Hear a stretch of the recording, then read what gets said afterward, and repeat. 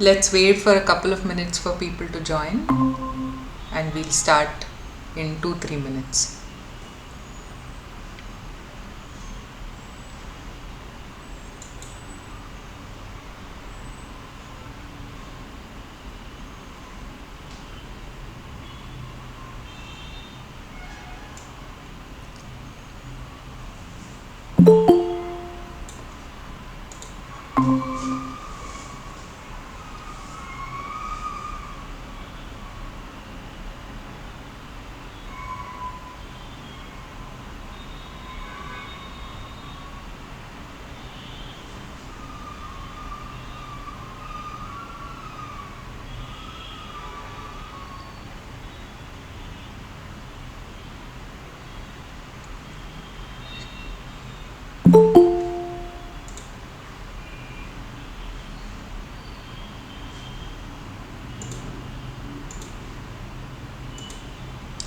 We'll wait for a minute more and then get started. Hope you can hear and see me clearly. In case you have any issues seeing my screen, please put a message on chat.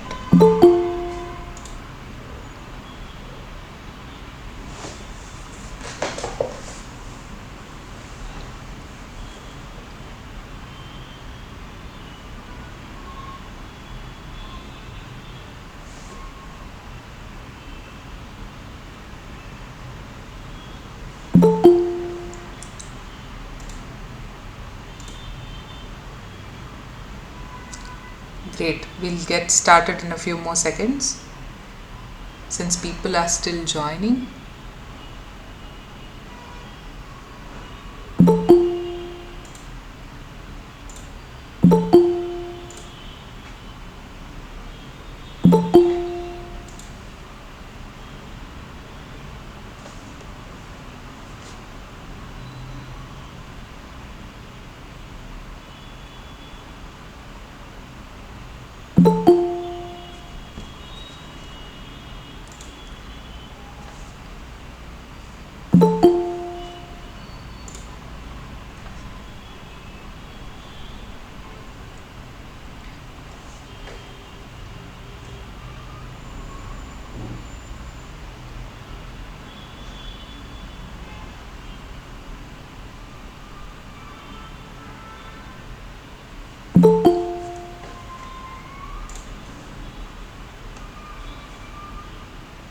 Okay, let's get started. It's okay if people are still joining. So, welcome to the week 4 live session for the CS100 course on operating system fundamentals. So, I'm Prashanti SK. I'm a PhD student at IISc Bangalore and I will be handling this live session. So, let's get started. So, as always, I have a logistics slide for people who haven't been to this session or are attending this for the first time. So here's what you can expect. So there are 3 1-hour sessions every week conducted by different team members, and this information is available on the course page under announcements. And okay, people are still joining, never mind. So what you can expect from these sessions are, it's kind of a tutorial session, right? So you'll have a lot of problem solving, or where we discuss a bunch of questions. These questions or problems will be very similar to your assignment problems. So the intention behind these sessions is that this will help you solve your assignment problems and will help you understand the course material better. The other intention of these sessions is also that you're able to ask doubts from that week's course content. You also have the discussion forum in case you don't know, so you can always ask your questions offline there. But the point of having a live session is that you get to ask questions here and you get your doubts clarified, right? So I will pause at multiple points during this 1-hour session to see if you have any doubts from any content covered in this particular week. And coming to meeting etiquette, by default audio is muted for everyone, since we've had cases where people accidentally unmute audio and it gets very disturbing for everyone. And so we will use the chat box for questions. So Whenever I am solving a problem, I will ask you after the explanation if you have any doubts. I will also ask you about what you think is the answer. And typically, I would like to keep this session very interactive because it helps me tailor my explanations. And for instance, if a bunch of people have some confusion regarding a particular option, then I know that that is something I should focus on while explaining, right? So whenever you interact or you say I didn't understand this, it helps me tailor my explanations better. So please feel free to use the chat box for doubts, questions, responding to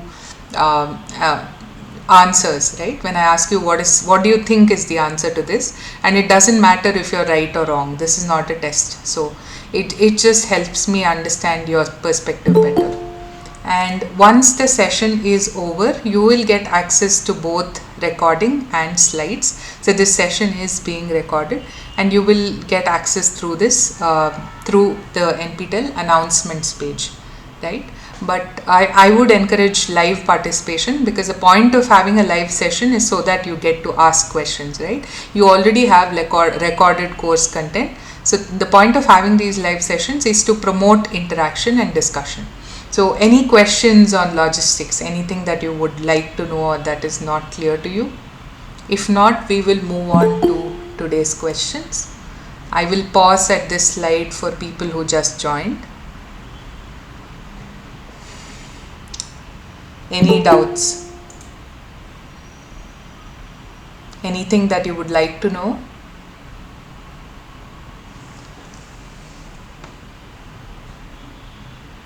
Okay, if not, we will move to this week's set of questions. So before that, a brief summary of what was covered in week 4.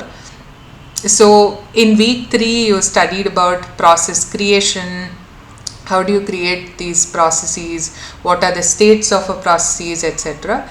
In week 4, you looked at process termination, as in how is a process killed or when is it terminated.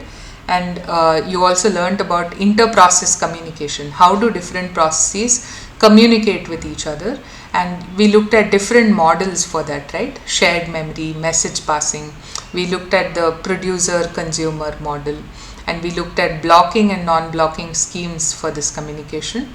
And we also looked at things like pipes, sockets, RPC.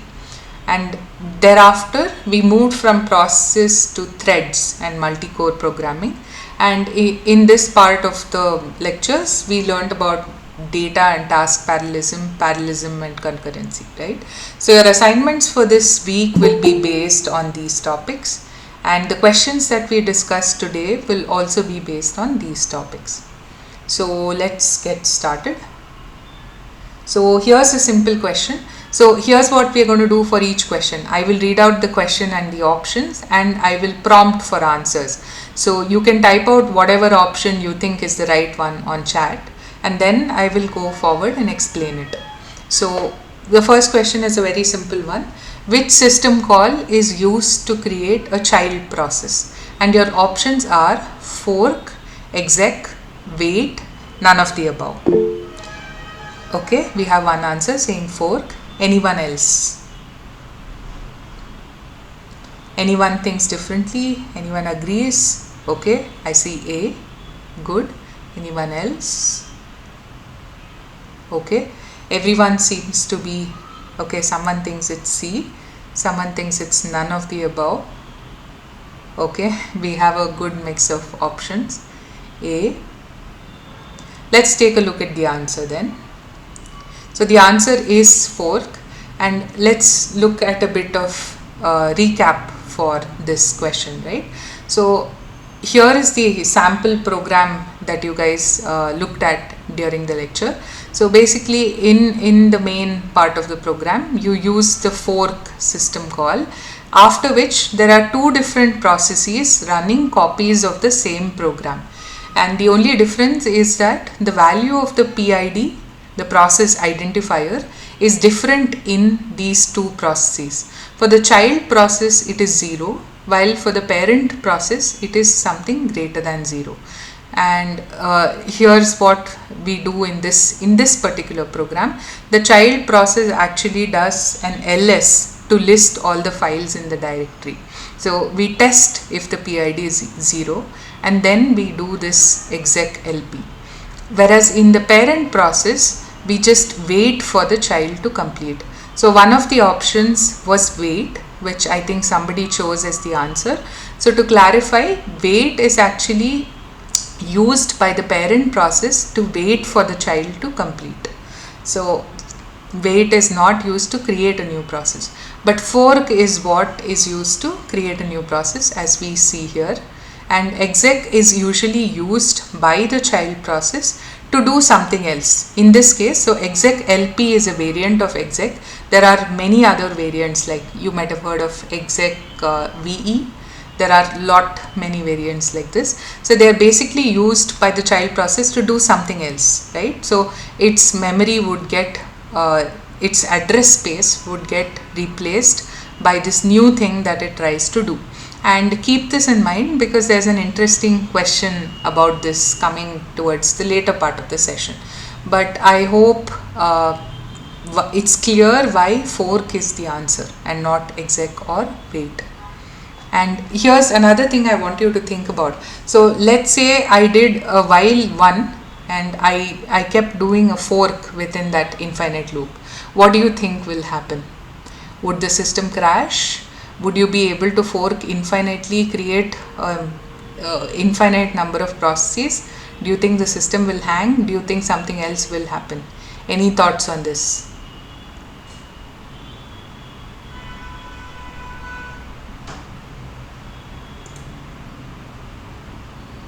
No answers to that?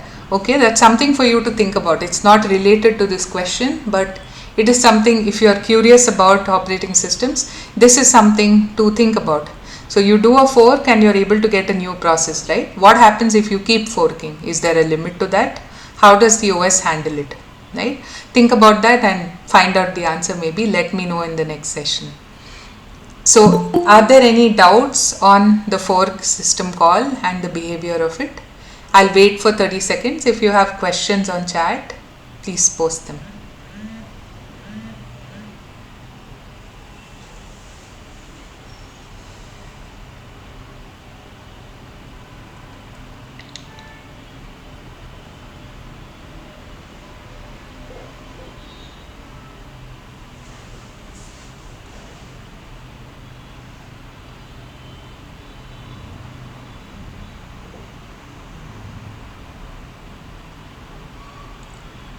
Okay, then let's move to the next question. Okay, question 2 reads Big Indian. Okay, that's a typo. Sorry about that. I will correct it before posting the slides. Big Indian and Little Indian system, and choose which of the following matches these two types of byte ordering. A, both stores the most significant byte first. Both stores the least significant byte first. C, Big Indian stores least significant byte and Little Indian stores most significant byte. And D, is Big Indian most significant byte first, Little Indian least significant byte first. Which do you think is the answer?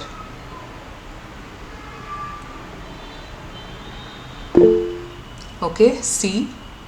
Any other answers?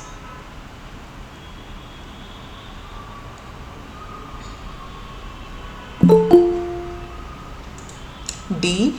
Okay.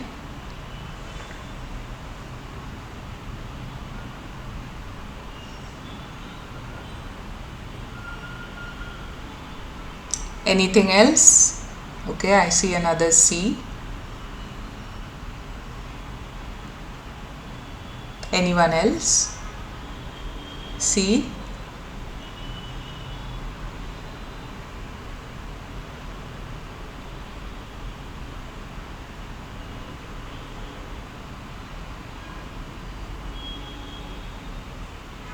Okay, let's look at the answer.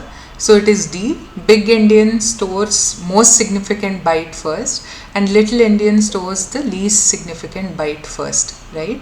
But here's the interesting part. So and you would have remembered this from the lecture that we say that Big Indian is the most common format in data networking, and it is referred to as network byte order. So this question just tests your recap of what is Big Indian, what is Little Indian. Fine, right? You remember this. That's okay. But think about this. Why do we have a particular order for networks? Like, why do you have this standard? And that's the interesting part. So why we use Big Indian for network byte order is just a matter of convention, right? It could have been chosen as Little Indian, but it is Big Indian. But why do we need such a common standard? That is the more interesting question. So the answer to that is, you might actually have some systems. For instance, I think Intel architecture is typically uses Big Indian, if I'm not wrong, and there might be systems which use Little Indian, right? So there is this difference in byte order between different systems, and this is what is referred to as host byte order, and this depends on the host system, and you have no control over that. But when two computers talk to each other over the network, imagine the communication confusion that could be caused if one is using Big Indian and one is using Little Indian. It's almost as if you and your friend are trying to talk and you're using different languages. So what means something to you might mean the opposite to him or her, right? For instance, you see a simple toy example here where we try and represent 1 as a 32-bit integer in Big Indian and in Little Indian. And in Big Indian it is 0001, whereas in Little Indian it is 1 followed by 3 zeros. So you can imagine the amount of confusion that would be caused by two machines trying to communicate over the network using different byte orders. So this is the reason for having one byte order as a standard across networking. So in this case, now what happens? Big Indian is what you need to use while communicating over the network. So in case you have a system which uses Little Indian, it would internally have to convert that to Big Indian. So the host byte order would have to match the network byte order. So the host system or the host operating system in particular would do this before sending out data. And when it receives data from the network, it would again take it from network byte order and convert it from host byte order. So you see how something as simple as how you represent data can cause a problem if there is no uniformity, right? Because there are these different machines talking to each other and each of them might have a different byte order. So I hope this not only explains the question and the answer, but also teaches you a little more about why you need such things, right? Any questions or doubts on this?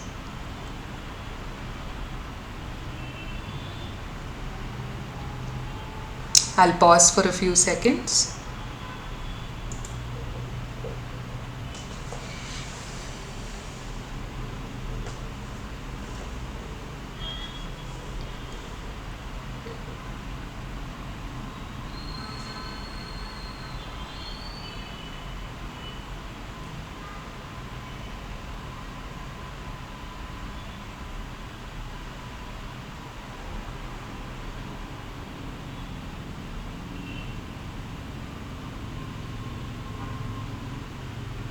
Okay, there are no questions. Let's move to the next one.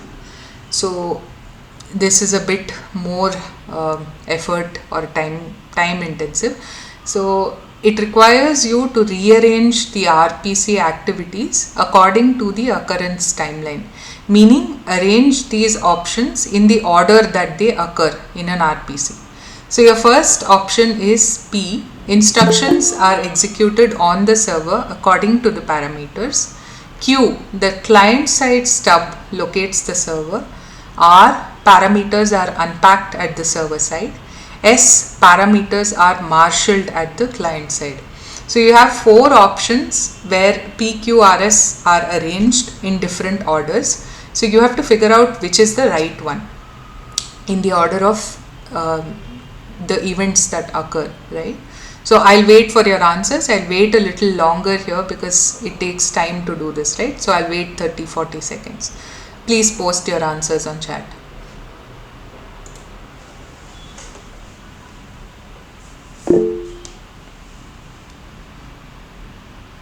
Okay.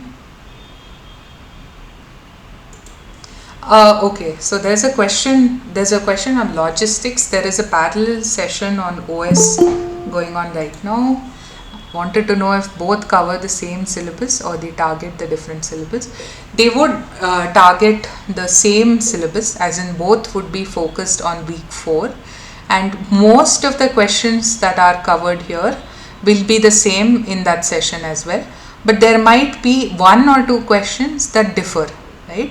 So you can, if you would like to know what are those questions, or you would like to know that, you can go look up the recordings that are there. So typically these sessions are at different times, but for some times there might be multiple happening at the same time, so that people can join, right? I think the platform like Google Meet has a limit of, I don't know, 100 people or something like that. Since it's a Friday evening and most people might be free at this time, we have 2 sessions running, but most of the content that would be covered would be the same across both the sessions, would be the same across all 3 sessions actually.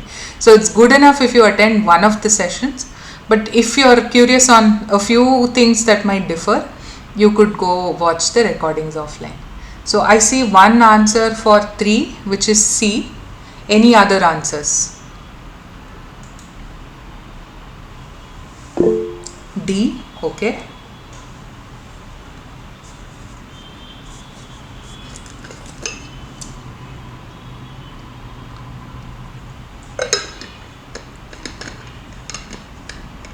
C.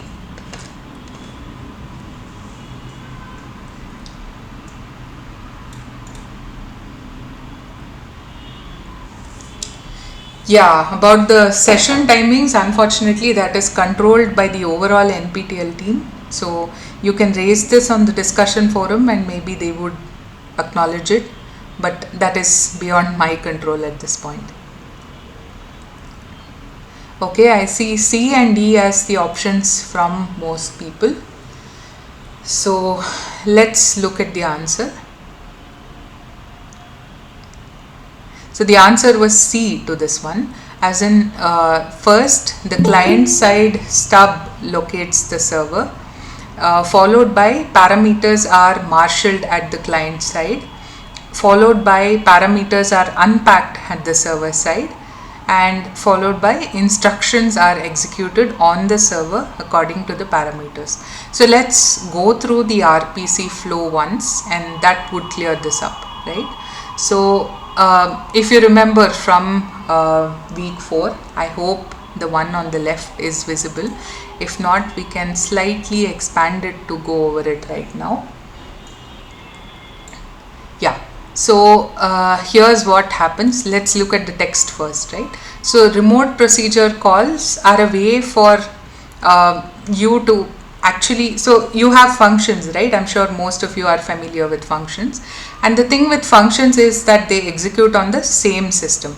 Now remote procedure calls are a way for you to have something like a function, but to have it execute somewhere else, right? And again, just like you would have seen a socket, right? It uses the same notion of ports for to figure out which service or where this message should go to. So there is something called a stub, which is on the client side, meaning if you are running a particular piece of code right now, that would be the client side. And let's say you have one procedure which is an RPC, which is supposed to run elsewhere, right? So you have something like a function which is, okay, I have one request. I'd request people to join within 2 or 3 minutes of starting the session. I see people joining all the way till 50 minutes into the session. So it's a little difficult for me to handle people joining in the middle as well as for you to get that continuity, right? So I would request you to join on time, at least within 2-3 minutes of the session start. Anyway, getting back. So a stub is something that's there on the client side, and it acts like a placeholder for the actual procedure. So what it does is it's going to locate the server, that is this remote machine where your function has to actually run, and it marshals the parameters. Marshalling is basically taking these parameters, packing them into a format that can be transmitted over the network. And once it goes to the server side, so the server side now has all the parameters that it needs, so it will unpack these parameters and then actually execute the procedure or the function call, right? So now let's look at this diagram a little bit in detail. So it says user calls kernel to send RPC message to procedure X, and then kernel tries to find the port number. So the first thing you need to do is figure out which port this message needs to be sent to, right? So that happens, and once you get the details of the port, you now try and formulate a message where you have this port, where you also have whatever other parameters you need. So if you look at this message here, it says from client to server and then at a particular port. So the 2 is usually an IP address, right, which tells you where this machine is, where this thing has to run. But you will also need to specify a port which is for that service, because on the same server you might have multiple of these daemons listening for a message. So you need to tell where exactly or which port this message needs to go to. So once you have all of that, you can send it, and on the server side, the daemon which is listening on this particular port receives that message, which has all the parameters that it needs, right? Now it processes this request and it computes, or it figures out what is the output. So you're asking it something, it figures out the answer, and then it will send it back. So it will again send it to a particular port and to the client, and then the client receives the answer. So the OS first receives the answer and then it passes it to the user. Now let's look at this set of options that we have. So first it's very clear that the flow starts on the client side, right? And we spoke about this stub. So first the stub locates the server, and then the parameters are marshaled, and then Q, S, and then R. And once you send the parameters are unpacked at the server side, and then the instructions are executed on the server according to the parameters. So here is the sort of a timeline sequence of events, right? Hope that is clear. And any questions on this?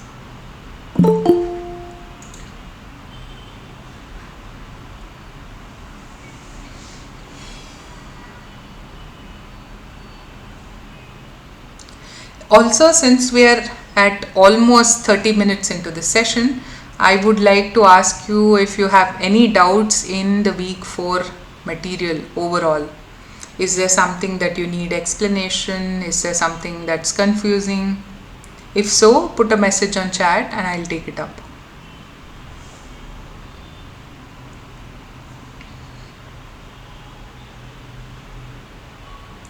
I'm guessing there are no doubts or questions. Let's move forward then. So the next one is about processes and threads, right? So select the correct statement. Multi-process creation is heavyweight. Multi-thread creation is lightweight. Kernels are generally multi-threaded. All of the above. What do you think is the correct statement here? Any answers?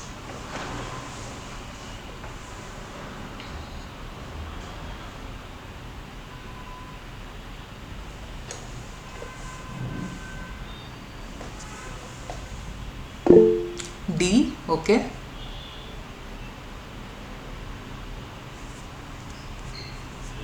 D.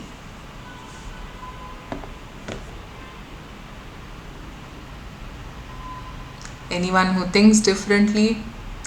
Anyone else who agrees with D?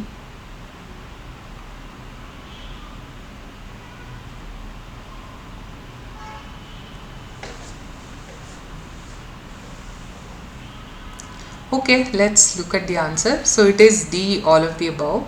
Let's think about why these are true, right? That's more important. So let's go back to our single threaded and multi-threaded processes. So on the left is a single threaded process, and here are the things it has, right? Code, data, files, register, and stack. And here's a single thread. So this process just has one thread. Whereas on the right, you have a multi-threaded process which has three threads. Now look carefully at what is common to these threads and what is individually there for all of them. So you see that every thread has its own registers and stack, whereas the code, data and files are shared between all of them. So this is mainly the intuition for why multi-process creation is heavyweight, because you have to set up all of this, the code, data, files, the register and the stack for every process that you create. So if you have to create, let's say 5 processes, the work required for this is X, you will need 5x work to create multiple processes. Whereas if you have to create multiple threads like here, then the code, data and files will have to be created only once because it's shared among all of these threads, whereas the registers and stack would have to be initialized and set up for each thread individually. So this is what makes A and B true. Multi-process creation is heavyweight and multi-thread creation is lightweight. And now the third part, kernels are generally multi-threaded. I think this was mentioned in the lecture as well. So what would happen if the kernel was single threaded, right? So let's say you have multiple processes which are trying to access one particular function at the kernel level through a system call. But let's say this kernel level implementation was a single threaded implementation. So all of these user level processes or threads are going to wait for that one single thing, right? So that's why kernels are generally multi-threaded, so that you don't have this issue of multiple things waiting for one thing to execute, right? You should be able to have, just the way you have multiple threads in user space, you should also have multi-threading supported in the kernel. So that's the reason behind having kernels being multi-threaded. So therefore all of these are true and D is the right answer to this question. Any doubts on this? I'll pause for a few seconds. If you have questions, put them on chat.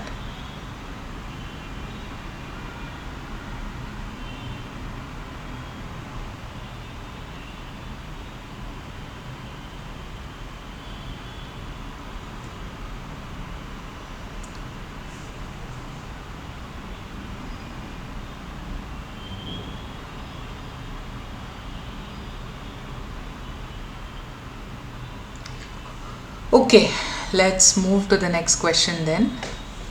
Select the incorrect statement. Concurrency is not possible without parallelism. A parallel system can perform multiple tasks simultaneously. A concurrent system allows multiple tasks to make progress. None of the above. So which do you think is the right answer? Is one of them incorrect, or is none of the above the answer? What do you think?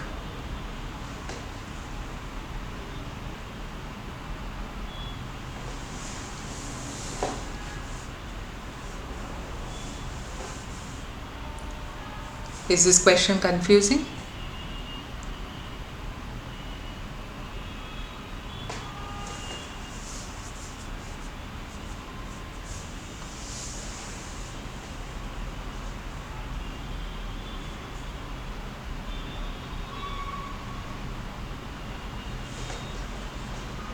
Okay, A but not really sure. Okay, this is sort of confusing in the beginning when you don't have a clear understanding of concurrency and parallelism, but I will try to help you understand that better. Okay, maybe C. A. Great. So we have a few answers. Let's see what's the right answer. So concurrency is not possible without parallelism is the right answer. So I see multiple people said C and maybe even D, right? Or yeah, okay, most people said A and C. Great. So let's look at what is concurrency and parallelism, and this should help you better appreciate this, right? So first of all, they are not the same. Concurrency and parallelism are not the same, and a concurrent system allows multiple tasks to make progress, right? So let's take this picture on the right, which will help you understand it better. So the one on top is concurrent but non-parallel execution, and the one on the bottom is concurrent parallel execution. So let's say that these three things are three different tasks, right? So on the bottom, what happens, and this axis, the x-axis is basically time. So on the bottom image, you have all three tasks executing simultaneously, meaning at the same point in time, right? So this is called parallelism. And this is also a case of concurrency. But the one on top, look at the one on top closely, right? You have three things. So for a while, task, let's call this T1, right? T1 makes progress. And then for a while, T2 executes. Then again, T1 executes. Then T3 executes. T2 executes. T1 executes, right? Now let's suppose in the middle, so let's see if I can use a marker for this, that will help you understand this. So let's say at this point in time, right, I looked at all three tasks, T1, T2, T3, right? I see that all of them have made progress. So I say that, okay, this is concurrent execution. Basically, all my tasks have made progress. But concurrency does not mean that if I take a particular instance in time, all three are executing at the same point in time, right? It is a very fine distinction, but think about this, right? You have multiple processes on your machine or on your computer running. For instance, right now I have Google Meet running, I have PowerPoint running, and I'm using something else to record. So I have three tasks.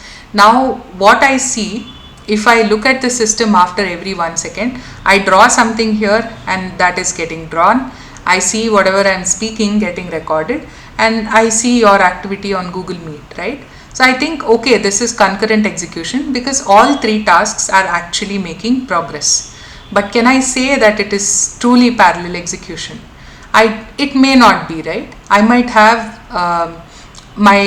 imagine I have a CPU with just one core, which is not the case, but let's suppose so for a minute.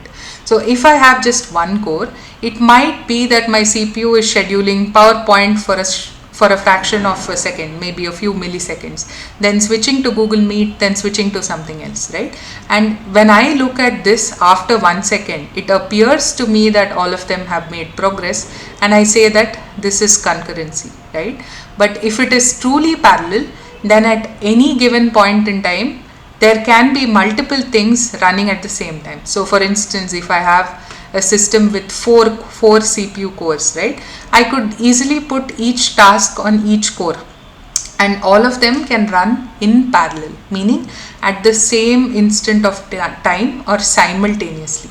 So that would then be parallel execution, and parallel execution is a case of concurrency. But concurrency is not, concurrency can be possible without parallelism. So hope this helped you understand this better. So now let's look at the options. So concurrency is not possible without parallelism, which is false, right? You just saw an example where three things are not running in parallel, but they all make progress gradually. So it is possible to have concurrency. Option B says a parallel system can perform multiple tasks simultaneously, which is true. A concurrent system allows multiple tasks to make progress, which is true. So the incorrect statement here is concurrency is not possible without parallelism. Yeah. So any doubts on this? This is a bit involved. So okay, what do CPU cores run? Processes, threads, or both? So I would say it is threads. So we generally talk about processes running, right?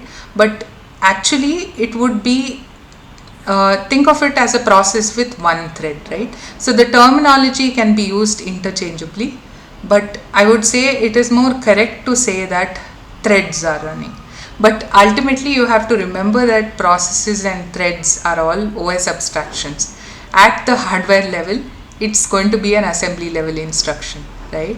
So these are different terminologies, and it would be more correct to say that a thread is running.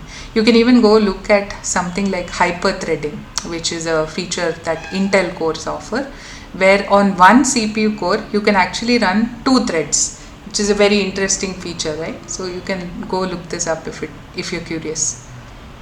But hope this explanation is clear. Any questions on this?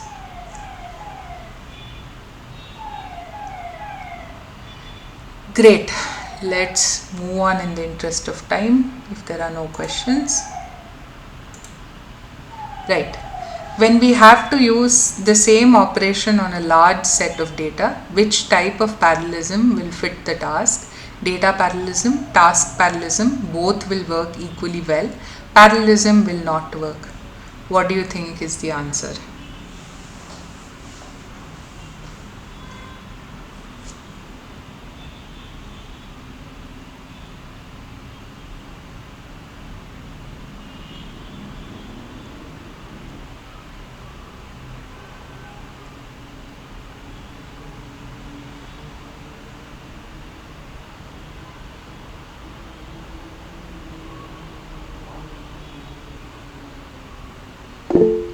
C.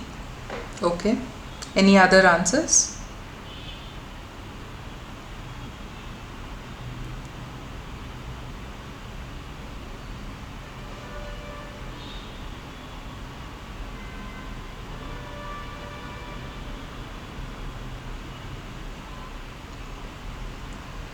No other answers? Okay, let's take a look at the answer.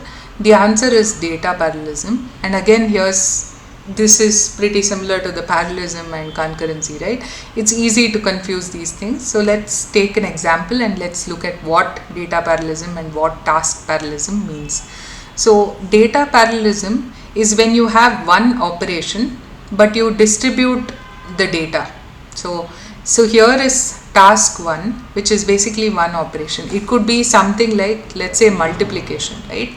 And each of this, so let's say this task 1 is multiplication, but you have a lot of data where you need to perform this multiplication. So in that case, you can do this multiplication on each of that data. Let's say it's just A cross B, right? So each of these tasks will take two integers or floating point numbers as their input, and you can do this in parallel and the way you do it in parallel is you keep this multiplication common, but you take every pair of numbers that you need to multiply and you pass it down to the tasks, and then ultimately you might need to do some aggregation with it. Maybe you need to add up these things that you get, or maybe there is no aggregation. But regardless, this is the part where the data is divided across multiple instances of the same task, right? Whereas in task parallelism, you have different tasks that can be executed in parallel. So let's say one is an addition, one is a multiplication, one is a division. Maybe you want to do all these three things for simplicity, let's say you want to do all these three things on two numbers, right? So you need not wait to do A into B. You need not wait to do multiplication of two numbers till you finish the addition. You can do them in parallel, right? As long as there is no dependency, right? So you'll take A and B and give it to the multiplier, you'll take it and give it to the adder, you'll also do division with it. Then again you get the result data and you might have some aggregation steps. So this is task parallelism. So how do you use which parallelism? You basically look at what you need to do. So if you have a problem like the one I gave as an example, where you have one single operation that needs to be performed across a lot of data, then you divide the data across multiple, so these tasks would be executing on different cores, right? That's how you get parallelism. So you divide the data among multiple instances of the same task. Whereas in task parallelism, each of these tasks is going to run as a thread on a core. So then you distribute in terms of tasks. So here you distribute in terms of tasks, hence the name task parallelism. Here you distribute in terms of data, hence the name data parallelism. So these are just different ways of accomplishing parallelism, and which one you choose depends on the problem you have.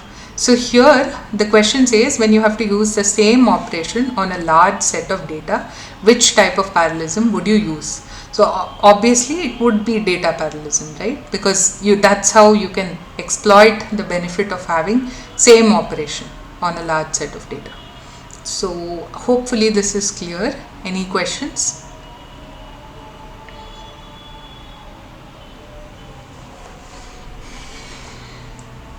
We'll wait for a few more seconds.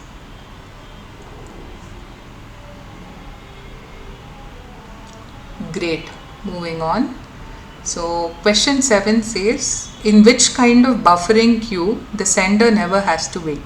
Zero capacity, bounded capacity, unbounded capacity, none of the above. So in what circumstance would the sender never have to wait? Any answers? C.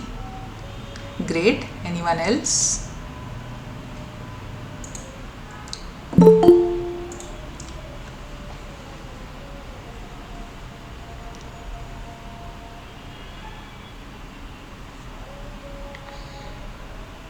Let's move to the answer then. No other answers?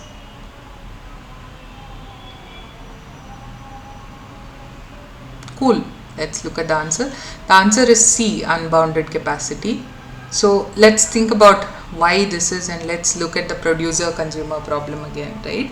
So producer is a process that's going to be producing information, and the consumer is going to be consuming the information, hence the name, right? And this communication of information happens through a buffer. So think of it as an array, right? So at one end you have a process writing to this array, and at the other end you have a consumer process that is reading from it. Now the question, and you could have different types of these buffers, or think of it as a queue or an array or whatever makes it easier to relate to, right? So an unbounded buffer is where there is no limitation on the size, meaning it's an endless thing, it never fills up. Whereas a bounded buffer is when you have a fixed size on the buffer. Now think about what happens when you have a bounded capacity buffer. So the sender is going on putting data into this queue or into this buffer, and if the consumer does not consume data on time, at some point of time the queue or the buffer will get full, and then the producer can no longer write to this queue because it's full. So it has to wait for the consumer to actually consume some data, and only then can it write to the queue. So that happens with bounded capacity. And if it's zero capacity, then it basically could be a synchronous thing where the sender tries to send something and it has to wait till the receiver comes and receives it, right? Whereas think of an infinite capacity buffer, right? In that case, theoretically, if you had this, then you could keep writing. You would never have to wait because it's never going to get full. So that's why the unbounded capacity answer is true for this question. So if it's unbounded capacity, the sender never has to wait. Any doubts on this question?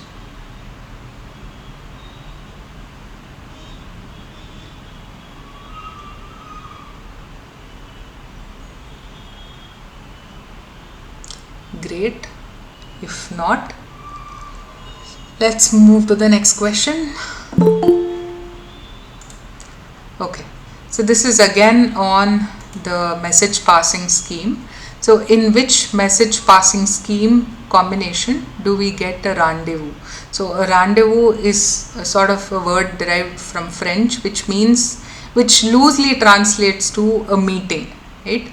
So in which of these combinations do the sender and receiver have to actually meet, right? So A is non-blocking sender, blocking receiver, blocking sender, blocking receiver, blocking sender, non-blocking receiver, non-blocking sender, non-blocking receiver. So any answers, any guesses to what might be the answer? B, blocking sender, blocking receiver. Great. Any other answers?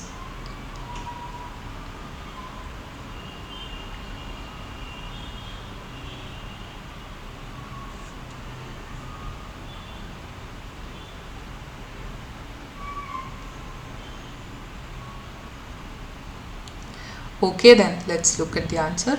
It is B, blocking sender and blocking receiver. Let's try to understand this a little bit more, right?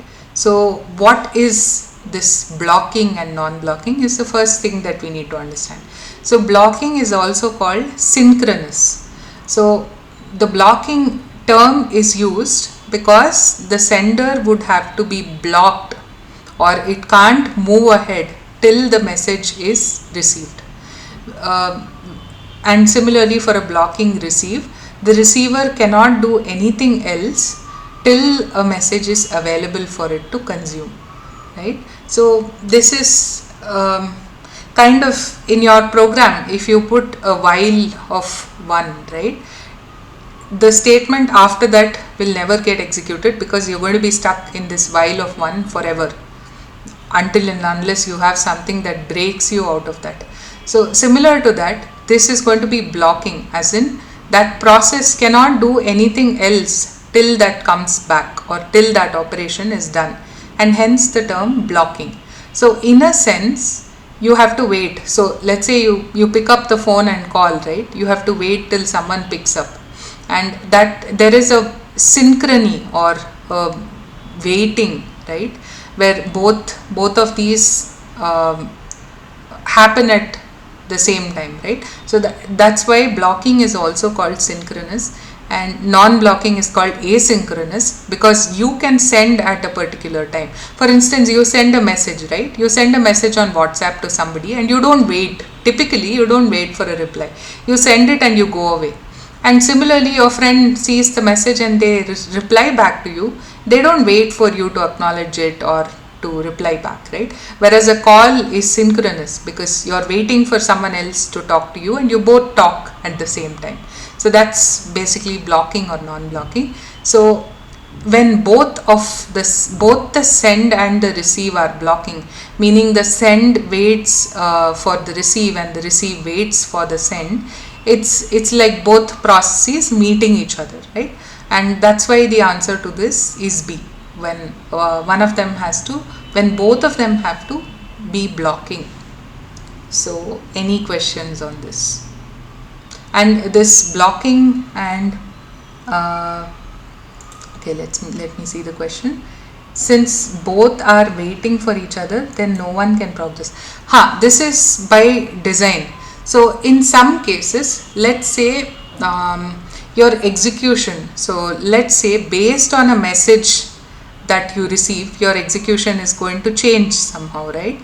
So you don't want to send this message and go away and do something. You want to actually wait till the message is received and then progress to the next thing.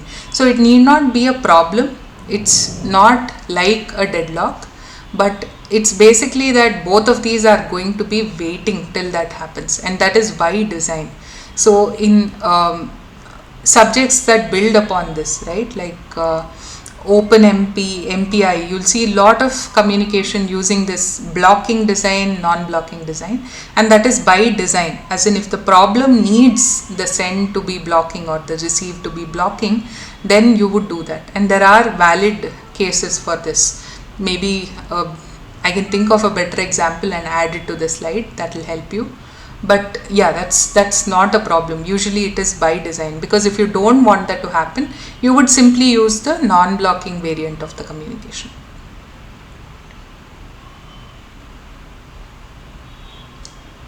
Hope that clarifies things.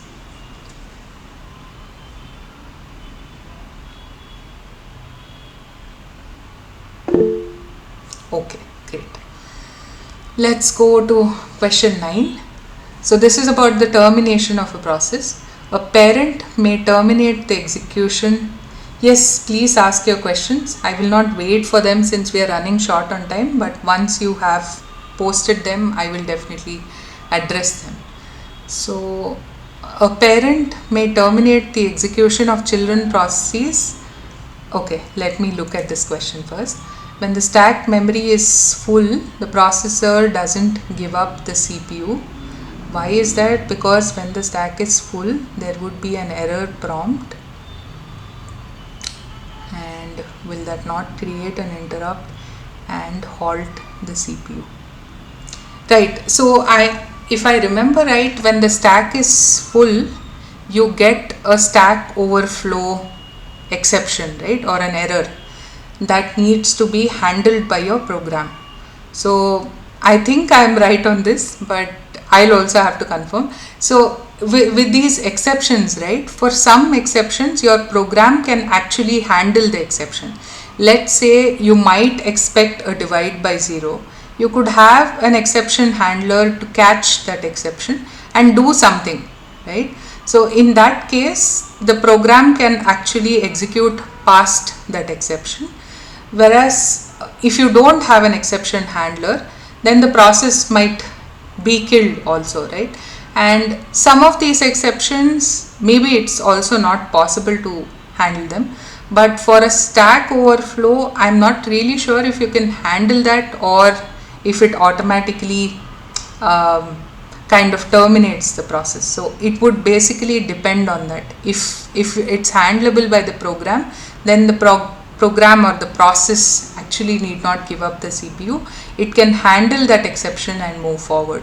Whereas if it's something that's not handleable, it will definitely get terminated. For instance, you might have seen segmentation fault, right, which immediately says core dumped and then you can't do anything beyond that point. And there are some other exceptions that you can handle. This was a question in the last session. I see. Okay. I see your point now. So why doesn't the process give up the CPU? So like I said, the process giving up the CPU is usually when the time slice that is allocated to it expires, right? Whereas this is more like an exception that is occurring.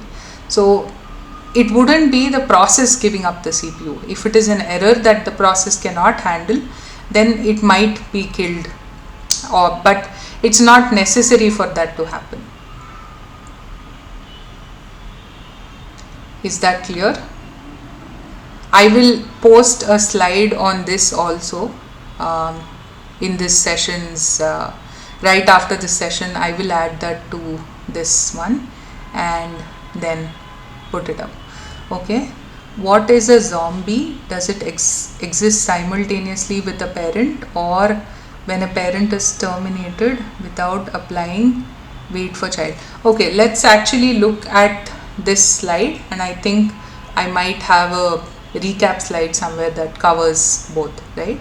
So let's look at this. A parent may terminate the execution of children using the abort system call when child has exceeded the allocated resources, task assigned to the child is no longer required, the parent is exiting, and the operating system does not allow the child to run if the parent terminates. Which of it is it?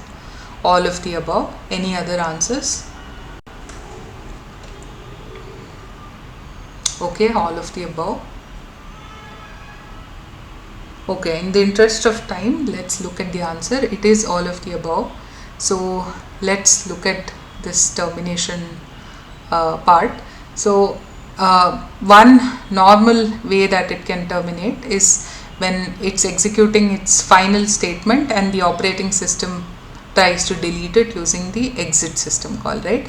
But a parent terminating the execution of children may be due to the following reasons. So first one is the child has exceeded the allocated resources, or the task that is assigned is no longer required, or the parent is exiting and the operating systems do not allow a child to continue if its parent terminates. So going back to this question, you see very clearly now that it can be all of these. So yeah, that's why the answer is all of the above. And yeah, and an interesting thing here is about option C, right? Some operating systems allow the child to run even if the parent terminates. So I think there was, yeah, I have a question here, so I will wait for that. And I think I have the answer to the question that was asked in chat after this question. So I'll take this question since it's closely related to this, and then we'll move to the doubt. So which of the following could happen to a child process when a parent terminates? A, it is terminated. It is made a child of the parent's parent, made a child of init, any of the above. Any answers to this?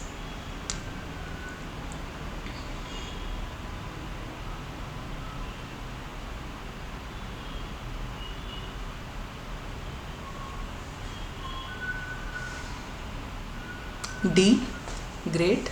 Anything else?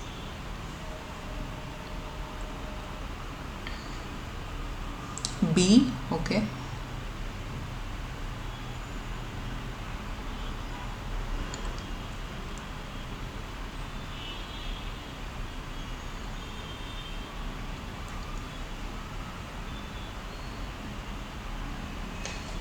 Any other answers?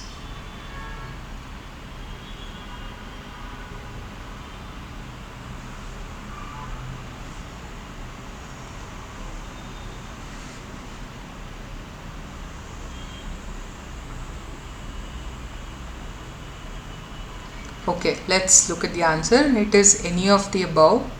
Okay, so again, this is an operating system dependent thing. So some operating systems might decide to terminate child process when the parent process terminates.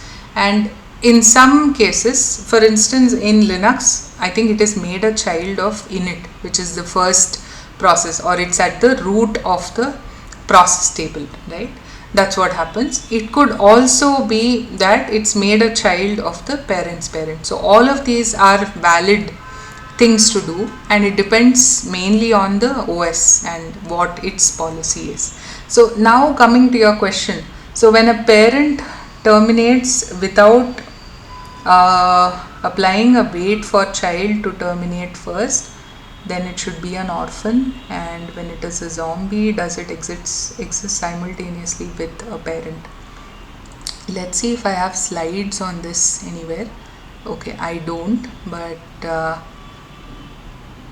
yeah, so basically it becomes an orphan when the parent is no longer there and the child is still running. But I think with a zombie, the difference is that it has actually completed, but for some reason its entry in the process table is still there, right? So it's not actually running, but it's still, so there is a process table that maintains all of these entries, details about what process is running and things like that. And for a zombie, it still retains this entry, but the process is itself not running, right? And it's an interesting so it's an interesting thing as to when it becomes a zombie, when the parent terminates without applying a wait. That's something I'm not very clear about right away. So again, I'll address this question as part of the slides and upload the slides. So take a look at the slides for this question and the answer to it. I'll highlight the difference between both so that it's useful to you. So I have one last question for today. So let's go through this quickly. So here's a program on the right. So it does something very simple. You have an integer which initially has a value of 5, and we do a fork, and if the fork gives you a 0, which means it's in the child process, we add 2 to that integer and print the value of the integer. Whereas in the parent process, we do we subtract 3 from the same x and we do a print. So which of the following outputs do you think is a valid output for this execution?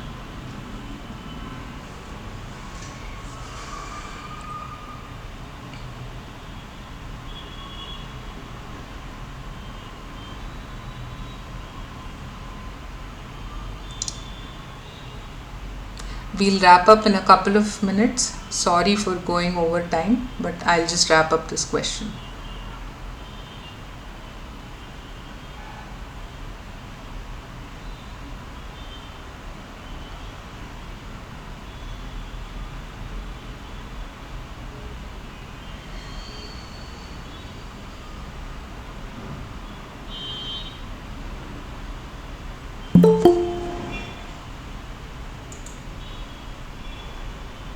Any answers to this?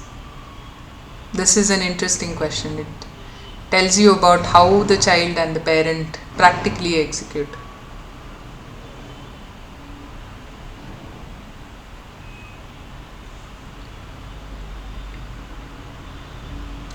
No answers?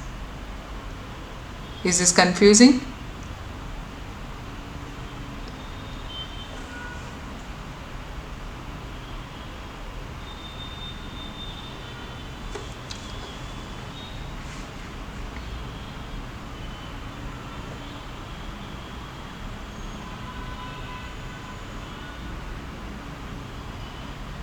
Okay, the answer is B, x equal to 7 and x equal to 2. So what happens? So first of all, the order of execution, whether the parent executes first or the child executes first, it is not deterministic. As in, you might have an execution where the parent executes first, you might have an execution where the child executes first. But that being said, x is 5 at this point and you do a plus 2 and you get 7 as your answer, right? But in the child, when you do x equal to x minus 3, the interesting thing that this question tries to probe is whether the x that gets passed on to the child is 5 or whether it is 7, right? And it is 5.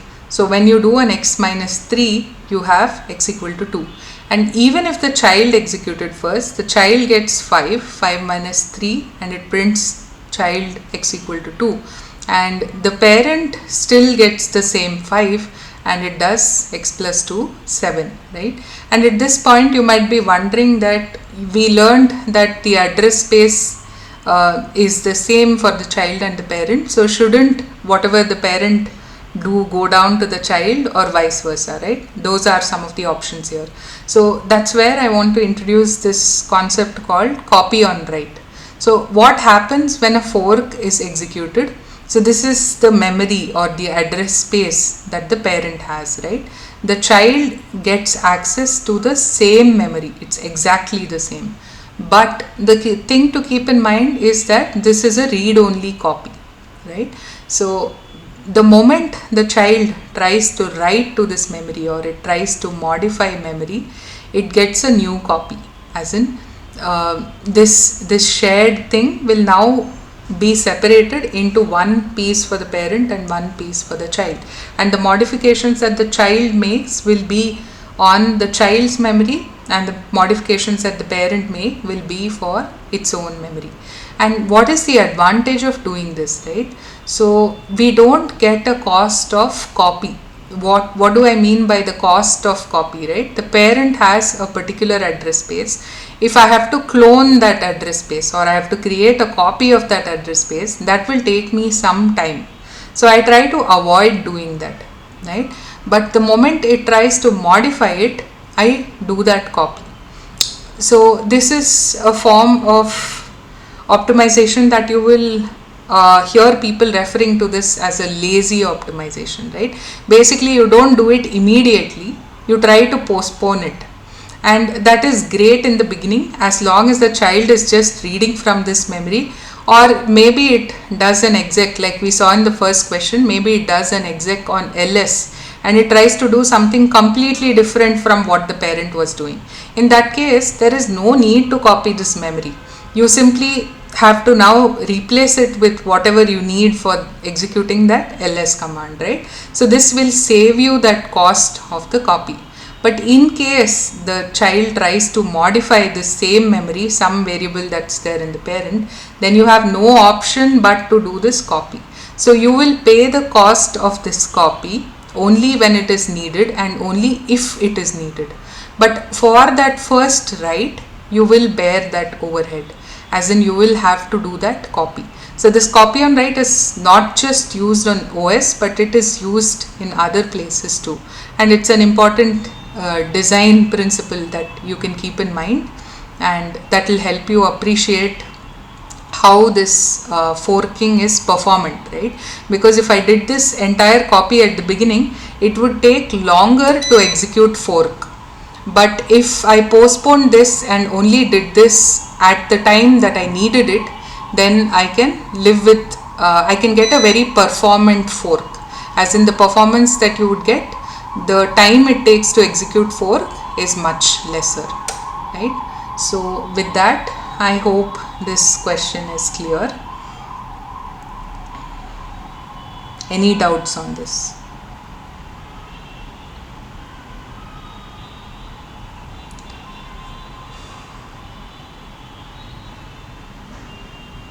Okay, going back to the zombie process, I think I remember this now. So I told you that it has finished running, but it still has an entry in the process table. So what happens is, let's say the child finished running, the parent may not yet have called wait, right?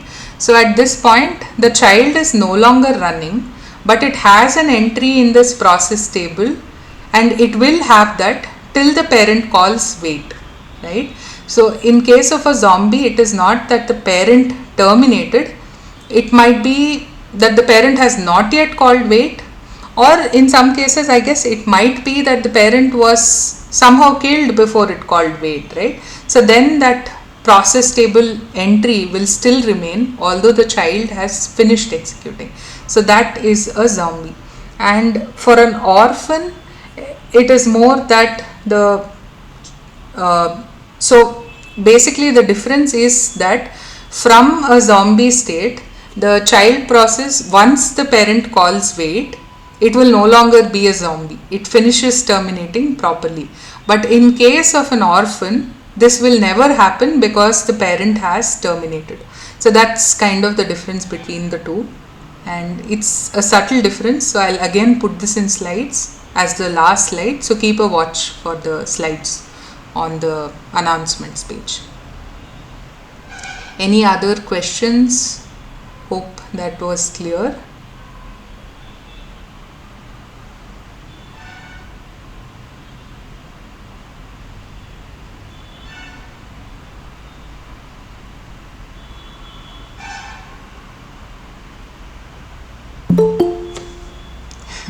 People are still trying to join the call.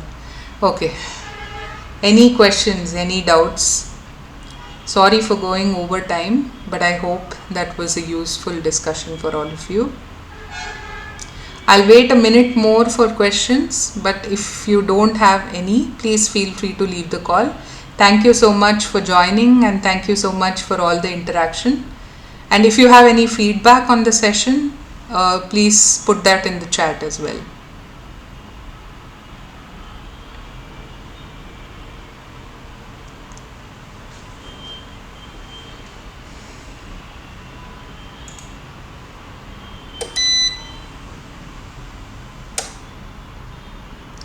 Great. If there's nothing else, thank you. See you next week.